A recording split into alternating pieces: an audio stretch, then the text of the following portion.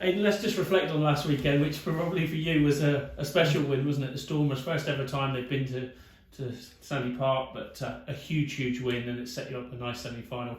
Reflect on it for me. Massive win. I was looking forward to it, playing the South African boys. And after that game, I was probably the happiest I've been in a while after a rugby game. And yeah, it's good to get the win over them. Obviously, life at Chiefs didn't start the best for you with your bicep injury, but yeah, since you've been back, you've come back into a side that's really brimming with confidence. And as you said a moment ago, Prem Cup final win was the start of something special, and you seem to be building nicely now. Yeah, not the ideal start for me. Tearing my bicep in like the second week of pre-season.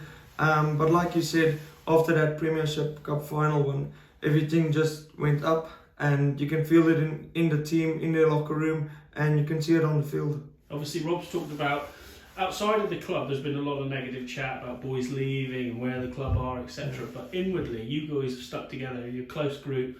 Everyone knows what's happening now in terms of who's here, who's not here. You can see it's just settled everyone now when you're playing how you want to play? No, exactly. I think a lot of that was a bit of outside noise, if you can call it like that. Inside, it was never a negative thing, or this boy's leaving, and so we're a bit negative towards him, or what be the case. I think that everything has settled now, and we can just go forward now. Obviously, we spoke earlier in the season. You said, can't wait to get out there, hear that Sandy Park noise and everything. You've seen it the last few weekends. That last little lap before you've done your warm-up, it all triggers it, doesn't it? It was special moments. No, special place to play. I mean, that Montpellier game, 100 minutes, the crowd sticking through, and I think the crowd helped us a lot in that game, and especially this past weekend. I think there was 12,000 plus in Sandy Park. Yeah, awesome environment to play in. But you've been used to big stadiums back home in South Africa. Yeah. This one's more intimidating, I guess, is it? Yeah, back home we have like 70,000 capacity stadiums, but only like 10,000 come out to watch. So it's not really the same atmosphere as you get over in the UK. We'll worry about Europe in a few weeks' time.